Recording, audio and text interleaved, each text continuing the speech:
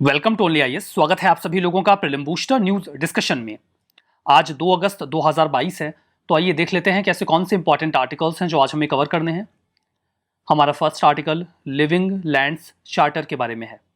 नाम से स्पष्ट है, हमें जमीन को रहने लायक बनाना है और इसी के लिए ये चार्टर तैयार किया गया है। 2022 का Commonwealth heads of the government meeting अभी हाल ही में हुआ है किगाली में। 54 मेंबर्स जो राइट नाउ हैं, हालांकि इस मीटिंग के साथ ही 2 नए मेंबर्स ऐड कर लिए गए हैं और अब मेंबर्स की संख्या हो गई है 56। बट अभी तक इस मीटिंग तक 54 मेंबर रहे, तो सभी लोगों ने ऑफिशियली अडॉप्ट किया living lands charter, commonwealth call to action on living lands. Short में इसे भी आप कॉल कह सकते हैं, ठीक है। ये जो चार्टर आया है, इसका बेसिक ऑब्जेक्टिव तो यही है कि सभी कंट्रीज जो इस पर एग्री हुए हैं, यानी कि 54, वो वॉलंटरली डेडिकेट करेंगे लिविंग लैंड, ताकि आने वाली जनरेशन के पास रहने लायक ज़मीन हो, अच्छा एटमॉस्फियर हो। जो लिविंग लैंड चार्टर है वो United Nations decade on ecosystem restoration 2021 से 30 के बीच का जो समय है, ये जो पूरा दशक है, इसे United Nations decade on ecosystem restoration declare किया गया है। ये हो भी सके इसीलिए अलग अलग फ्रंट्स पे इसके लिए इनिशिएटिव्स लिए जा रहे हैं और उसी का हिस्सा है living lands charter. Non binding है चार्टर, कंट्रीज चाहें तो उसे इंप्लीमेंट करें, ना चाहें तो ना करें, बट एक ऑब्लिगेशन होता है कि आप इसका हिस्सा हैं तो उसे इंप्लीमेंट करिए, क्या दिक्कत है उसमें।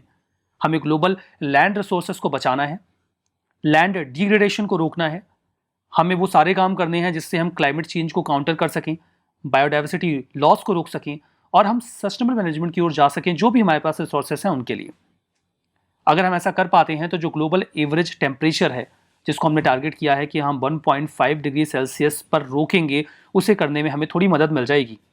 लिविंग लैंड्स चार्टर जो रियो कन्वेंशन हुआ था 1992 में, जो अर्थ समिट हुई थी, उसमें जो 3 इंपॉर्टेंट रियो कन्वेंशंस हैं, उनमें जो भी टारगेट्स हैं उन्हें पूरा करने की दिशा में एक कदम है। वो 3 कौन से हैं? United Nations convention on biodiversity, जिसे आप शॉर्ट में कह देते हैं UNCBD कन्वेंशन ऑन बायोडाइवर्सिटी। इसके बाद UNCCD और UNFCCC। तो UNCCD है United Nations convention to combat desertification और UNFCCC है UN framework convention on climate change. तो इन तीनों के जो भी टारगेट्स हैं उन्हें अचीव करने के उद्देश्य से लिविंग लैंड चार्टर्स जो चार्टर है वो काम करेगा।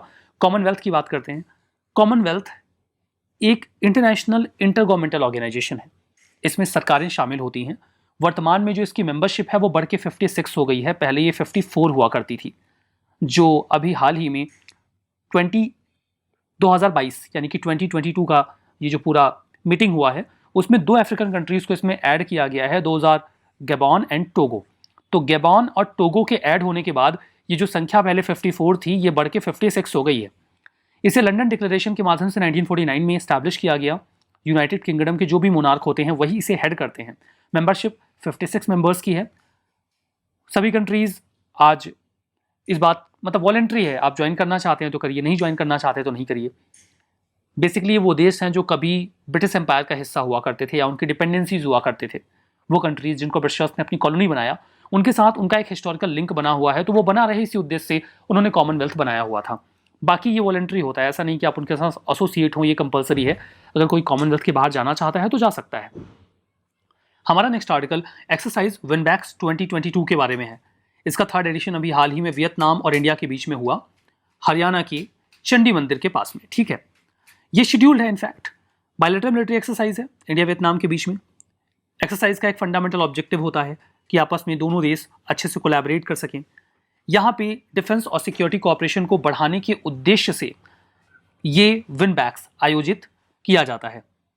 यहाँ पर एम्प्लॉयमेंट और डिप्लॉयमेंट ये प्रैक्टिसेस फॉलो की जाती हैं कि हम किस प्रकार से मेडिकल टीम, इंजीनियर कंपनी, इन सभी को डिप्लॉय कर सकते हैं जब पीस कीपिंग ऑपरेशन वगैरह हो, तो दोनों देश कोऑपरेट कर पाएं।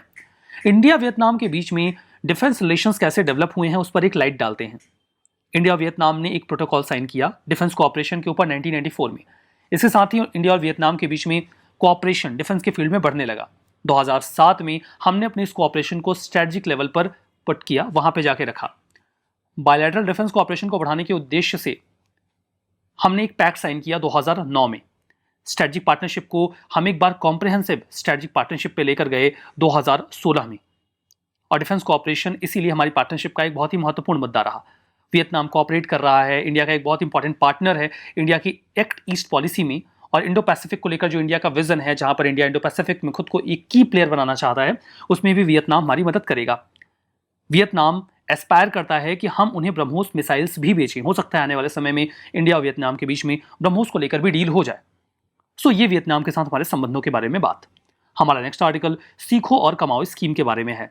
नाम से बिल्कुल स्पष्ट है, सीखिए और कमाइए। सीखने का मतलब यह है कि आपको अपस्किल किया जाएगा, और कमाने का मतलब यह है कि आपको एम्प्लॉयमेंट दिया जाएगा। ये जो स्कीम है, इसमें एक ऑब्जेक्टिव था कि जो भी बेनिफिशियरीज होंगे उसमें 33% वुमेन होंगी, और उस टारगेट को भी मीट कर लिया गया है। And that is the reason कि सीखो और कमाओ स्कीम अभी न्यूज में आई है। लर्न एंड अर्न, इंग्लिश में इस स्कीम को नाम दिया गया है। 100% सेंट्रल सेक्टर स्कीम है, मतलब जो भी पैसे खर्च होंगे वो केंद्र सरकार खर्च करेगी। ये जो स्किलिंग का काम है ये माइनॉरिटीज के लिए है, ऐसा नहीं कि हर कोई इसमें स्किल किया जाएगा। माइनॉरिटीज के लिए स्कीम है, और 12 5 ईयर प्लान के लिए इसे इंप्लीमेंट किया जा रहा है। माइनॉरिटी यंगस्टर्स जिनकी उम्र 14 से 35 वर्ष के बीच में है, उन्हें टारगेट किया जाएगा। एक और पॉजिटिव बात यह है कि जितने भी लोगों को अपस्किल किया जाएगा उसमें से 75% लोगों को प्लेसमेंट दिया जाएगा, 75% लोगों को जॉब मिलेगी, और जो 75% लोग जॉब अटेन करेंगे उनमें 50% लोगों को जॉब ऑर्गेनाइज्ड सेक्टर में दिया जाएगा। मतलब कंपनीज में, अच्छी कंपनीज में जॉब दिलवाने की कोशिश करेगी सरकार, गारंटी लेगी। ठीक है, तो इस तरीके से बहुत ही अच्छी स्कीम है ये। मिनिमम क्वालिफिकेशन, जो भी ट्रेन होना चाहता है उसके पास कम से कम 5th क्लास होनी चाहिए। आप 5वीं तक कम से कम पास हों। एक बार आपकी जॉब लग भी जाए उसके बाद भी 2,000 रुपये पर मंथ आपको 2 महीने तक मिलेंगे, ताकि आपका एक अच्छा सा ट्रांजिशन हो जाए, आपको थोड़ी सी इनकम हो जाए और आप अपनी जॉब में चले जाएं। इंप्लीमेंट करने की जिम्मेदारी मिनिस्ट्री ऑफ माइनॉरिटी अफेयर्स के ऊपर है। वो कुछ प्रोजेक्ट इंप्लीमेंटिंग एजेंसीज बनाती हैं, PIA, पिया, और वही उसे इंप्लीमेंट करती हैं। National skill development corporation, NSDC के पास जिम्मेदारी है कि वो सीखो और कमाओ स्कीम को जम्मू कश्मीर और लद्दाख, ये जो 2 UT हैं, वहां पे इंप्लीमेंट करें।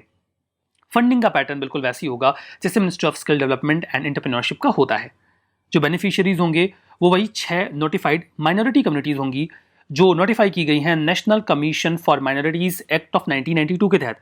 कौन सी हैं 6 कम्युनिटीज जो भारत में डिक्लेयर की गई हैं minority? Those are Muslims, Christians, Sikh, Buddhist, Parsi और जैन। ये 6 हैं रिलीजियस माइनॉरिटीज। हालांकि स्टेट और यूटीज चाहें तो अपने यहाँ किसी अन्य माइनॉरिटी को भी इस स्कीम का हिस्सा बना सकते हैं, लेकिन उनकी संख्या इस पूरे जो भी लोग बेनिफिशियरी हैं उनके 5% से ज़्यादा नहीं हो सकती। इस स्कीम के माध्यम से देश में किसी भी जगह पे अगर कोई भी चाहता है स्टेट, तो वो ऐसी इंस्टीट्यूशंस को पिक करेंगे जो ट्रेनिंग इम्पार्ट करते हों आइडेंटिफाइड माइनॉरिटीज़ को। डिस्ट्रिक्ट में, टाउन में, ब्लॉक्स में उन्हें जिम्मेदारी दे दी जाएगी कि आप ट्रेन करिए। ठीक है, हमारा नेक्स्ट आर्टिकल लोकटक लेक के बारे में है। लोकटक लेक की अथॉरिटीज जो मणिपुर में हैं उन्होंने भी हाल ही में एक नोटिस इशू किया है कि जो फ्लोटिंग हाउसेस और फिशिंग स्ट्रक्चर्स लोकटक लेक में बनाए गए हैं उन्हें हटाया जाए। ये वहां की बायोडाइवर्सिटी को नुकसान पहुंचा रहा है। देखिए, अभी आप इस पूरे मुद्दे को समझिए। लोकटक लेक जो है वो आपको इम्फाल, जो कि मणिपुर की कैपिटल है, उससे 40 किलोमीटर साउथ में मिलेगा। ये लोकटक लेक की लोकेशन है, ये है मणिपुर। यहाँ पे देखिए नागालैंड है, ये आसाम है, ये मिजोरम है, यहाँ पे तो म्यांमार स्टार्ट हो जाता है। ये एक फ्रेश वाटर लेक है, नॉर्थ ईस्ट इंडिया की लार्जेस्ट फ्रेश वाटर लेक है। काफ़ी पुरानी लेक है ये, और टूरिस्ट अट्रैक्शन के लिए मणिपुर में जानी जाती है। जो लोग जाते हैं वो इस लेक को घूमने जाते हैं। इस लेक को घूमने जाने का एक बहुत ही स्पेसिफिक रीज़न है यहाँ के फ्लोटिंग सर्कुलर स्वैम्प्स। ये घास और मिट्टी के कुछ पैचेस होते हैं जो तैरते रहते हैं पानी पे। इसे फुमडिस कहा जाता है लोकल टंग में। ये कुछ ऐसे दिखते हैं। ये घास के पैचेस होते हैं, जैसे एक मिट्टी यहाँ पे एक्यूमुलेट हो जाएगी, या कोई लकड़ी वगैरह, कोई जानवर, वो एक डिपॉजिट की तरह यहाँ पे इकट्ठा हो जाएंगे, फिर इस पर कुछ घास उगाएगी, और फिर ये पानी में एक जगह से यहाँ तैरते रहेंगे। ये जो उनका सर्कुलर स्ट्रक्चर आप देख रहे हो, ओरिजिनली ये ऐसे होते हैं। ठीक है, जैसे यहाँ पे दिख रहे हैं। ठीक है, इन्हें सर्कुलर बनाया जाता है। वहाँ के मछुआरे इसको सर्कुलर बना देते हैं ताकि उनको फिशिंग करने में आसानी हो। अब वहाँ पे फिशिंग करने के लिए वो करते क्या हैं कि तैरते हुए घर बना लेंगे, या बोट से परमानेंटली ये जो लोकटक लेक का एरिया है इसी में रहने लग जाएंगे। यहीं पे मछली पालन करेंगे और फिर तैर के जाएंगे, अपने जो उनके जो भी नाव वगैरह है उससे उसको बेच के चले आएंगे।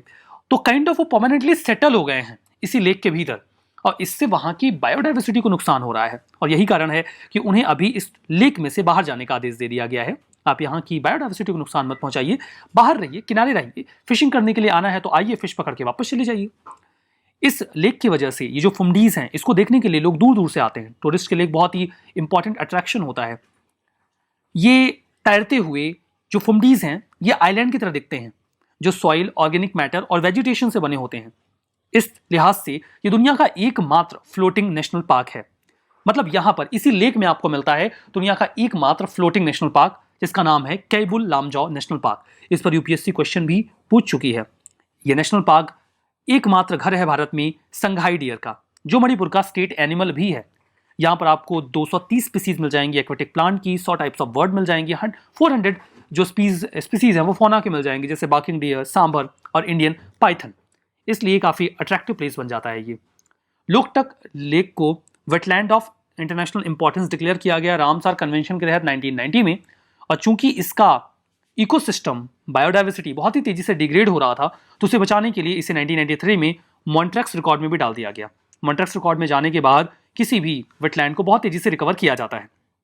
क्वेश्चन जो 2015 में पूछा गया था, which of the following national park is unique in being a swamp with floating vegetation that support rich biodiversity, and the answer is Keibul Lamjao national park. ये प्रश्न 2015 में पूछा गया था। तो नेशनल पार्क बहुत इंपॉर्टेंट हो जाते हैं जो न्यूज़ में आते हैं, क्वेश्चंस पूछे जाते रहते हैं, तो इनके लिए आप तैयार रहिए। ये प्रश्न वैसे भी आज से 7 साल पहले पूछा गया था, तो रिपीट हो जाए कोई अतिशयोक्ति नहीं होगी। हमारा नेक्स्ट आर्टिकल इलेक्टोरल बॉन्ड्स के बारे में है। स्टेट बैंक ऑफ इंडिया ने अभी हाल ही में डेटा शेयर किया है कि इलेक्टोरल बॉन्ड से कितना डोनेशन दिया गया। उन्होंने कहा कि डोनेशन इलेक्टोरल बॉन्ड से 10,000 करोड़ का मार्क क्रॉस कर गया है। इसी रेफरेंस में इलेक्टोरल बॉन्ड्स न्यूज में आए। State Bank of India authorised है इलेक्टोरल बॉन्ड्स को इशू करने के लिए और इन्हें इनकैश करने के लिए। मामला बिल्कुल साफ है। अगर आपको किसी पॉलिटिकल पार्टी को डोनेट करना है 2,000 रुपए से ज़्यादा कुछ भी, तो आपको ये अमाउंट इलेक्टोरल बॉन्ड के जरिए देना होगा। आप जाइए SBI में, उन्हें पैसे जमा करिए और एक इलेक्टोरल बॉन्ड आपको मिल जाएगा। इस इलेक्टोरल बॉन्ड को लेकर जाइए, जिस पार्टी के नाम पे आपने इसे इशू करवाया है उस पार्टी को दे दीजिए। उस पार्टी के लिए जिम्मेदारी होगी कि वो विदिन 15 डेज इसे SBI में जाके जमा करें और इनकैश कर लें वो डोनेशन जो आप उन्हें देना चाहते हैं। जो भी व्यक्ति इलेक्टोरल बॉन्ड को खरीदता है उसका नाम उस बॉन्ड पे नहीं होता, मतलब कि ये अनोनिमस डोनेटिंग होती है, एक प्रकार का डोनेशन होता है जिसमें डोनेटर का नाम या जो डोनर है बेसिकली उनका नाम नहीं मेंशन किया जाता। 15 दिनों के भीतर इसे इनकैश करवाना होगा। काइंड ऑफ डेट इंस्ट्रूमेंट है। पॉलिटिकल पार्टी इसे इनकैश करवा ले on time, that is important. इसे कोई एलिजिबल पार्टी ही रिडीम करवा सकती है। जिस पार्टी के लिए उसे बनाया गया है केवल वही उसे रिडीम करवा पाएंगे। SBI इसे कई डिनोमिनेशंस में इशू करता है, जैसे ₹1,000, 10,000, 1 लाख, 10 लाख एंड 1 करोड़। इस अमाउंट के इलेक्टोरल बॉन्ड खरीदे जा सकते हैं।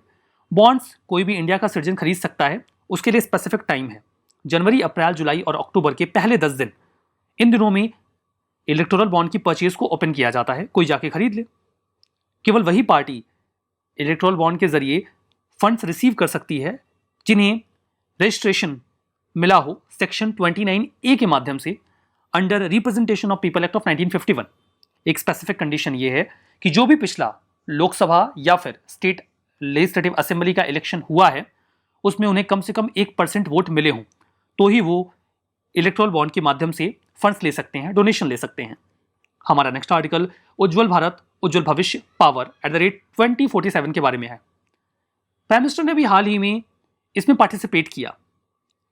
देखिए, इसके दौरान कई सारे और इनिशिएटिव्स लिए गए, जैसे रिवैम्प्ड डिस्ट्रीब्यूशन सेक्टर स्कीम को लॉन्च किया गया, नेशनल सोलर रूफटॉप पोर्टल भी लॉन्च किया गया, खैर पोर्टल पे हम बात नहीं करेंगे, और कई सारे ग्रीन एनर्जी प्रोजेक्ट्स को भी लॉन्च किया गया। तो ये आज़ादी के अमृत महोत्सव के तहत ऑर्गेनाइज किया गया पावर सेक्टर को ट्रांसफॉर्म करने के लिए। यहाँ पे बताया गया कि कैसे जो इंडिया का पावर सेक्टर है वो अपनी ग्रोथ अटेन कर रहा है। तो ये तो एक फंडामेंटल बात हो गई इस इवेंट के बारे में। हम बात करते हैं revamped based power distribution sector scheme के बारे में। ये स्कीम हमारे लिए इंपॉर्टेंट है। ये स्कीम इसलिए है ताकि जो ऑपरेशनल इफिशियंसी है और फाइनेंशियल सस्टेनेबिलिटी है डिस्कॉम कंपनीज की, वो कंपनीज जो बिजली को डिस्ट्रीब्यूट करती हैं या पावर डिपार्टमेंट, उन्हें और स्ट्रेंथन किया जाए। ध्यान दीजिएगा, it's excluding private sector. Private sector इस स्कीम का हिस्सा नहीं है और इस स्कीम के माध्यम से उन्हें कंडीशनल फाइनेंशियल असिस्टेंस भी दिया जाएगा, क्योंकि हमारा डिस्कॉम सेक्टर हमेशा लॉस में रहता है, वो फायदे में आ जाए। ऑब्जेक्टिव यही है कि जो डिस्कॉम कंपनीज हैं उनका हम AT&C लॉस कम करें, that is aggregate technical and commercial loss. जब बिजली को एक जगह से दूसरी जगह लेके जाते हैं तो बिजली कम होती है, उसका लॉस होता है, उसे कम करना है 12 से 15% तक 2024-25 तक। हमें ACS ARR गैप को भी कम करना है, इनफैक्ट ले आके उसे जीरो पे मेंटेन करना है 2024-25 तक।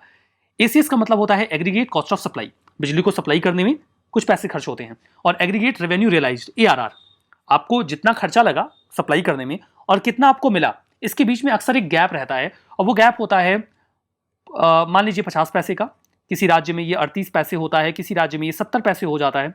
आप 7 रुपये ले रहे हैं और आपको इतने का लॉस हो जा रहा है, तो दिक्कत है, हमें इसे जीरो पे लेके आना है। इंस्टीट्यूशन कैपेसिटी डिस्कॉम कंपनीज की बेहतर करनी है, उनकी क्वालिटी, रिलायबिलिटी और अफोर्डेबिलिटी को भी बेहतर करना है, ठीक है। फर्दर इसे इंप्लीमेंट करने की जिम्मेदारी पावर फाइनेंस कॉर्पोरेशन के पास है और रूरल इलेक्ट्रिफिकेशन कॉर्पोरेशन, ये इसे इंप्लीमेंट करेंगे। स्कीम 2025-26 तक अवेलेबल रहेगी। कुछ और प्रोजेक्ट जो लॉन्च किए गए, that is Ramagundam floating solar project जो तेलंगाना में है, तेलंगाना में लोकेटेड है। ये इंडिया का सबसे बड़ा largest floating solar photovoltaic project है, पीवी प्रोजेक्ट है, जहां पे 4.5 lakh made in India solar photovoltaic modules लगाए गए हैं, तो ये सबसे बड़ा हो गया। दूसरा है Kayamkulam floating solar project Kerala, ये केरला में है, ये दूसरा सबसे बड़ा है। यहां पे 4.5 लाख पीवी मॉड्यूल्स है, यहां पे 3 लाख पीवी मॉड्यूल्स है। पीवी का मतलब है फोटोवोल्टिक। नोक सोलर प्रोजेक्ट जो राजस्थान में है, ये largest domestic content requirement based solar project है, जहां पे इंडिया की कंटेंट का इस्तेमाल किया गया है। High weightage bifacial PV modules यहां पे इस्तेमाल किए गए हैं और ट्रैकर सिस्टम पे लगाया गया है। Green hydrogen mobility project Leh में, इसके माध्यम से 5 फ्यूल सेल इलेक्ट्रिक व्हीकल्स को वहां पे चलाया जा रहा है। अगर ये बढ़िया चल गए तो और भी इलेक्ट्रिक व्हीकल्स को चलाया जाएगा, जिससे कि वहां पर पोल्यूशन नहीं फैलेगा। और अगला है Kawas green hydrogen blending with natural gas project, जो कि गुजरात में लग रहा है। ये इंडिया का पहला ग्रीन हाइड्रोजन ब्लेंडिंग प्रोजेक्ट है, जिससे हम नेचुरल गैस के यूसेज को कम करेंगे और हाइड्रोजन फ्यूल का इस्तेमाल करना शुरू कर देंगे। रिवीजन करते हैं। Living lands charter BRICS countries ने अडॉप्ट किया, गलत है। कॉमनवेल्थ कंट्रीज ने अडॉप्ट किया है। एक्सरसाइज विनबैक्स 2022 इंडिया और वियतनाम के बीच में, सही है। सीखो और कमाओ ministry of skill development and entrepreneurship, गलत है, मिनिस्ट्री ऑफ माइनॉरिटी। लोक टकलीक फ्लोटिंग सर्कुलर स्वैम्प्स के लिए जाना जाता है, जिन्हें फंडीज कहा जाता है, सही है।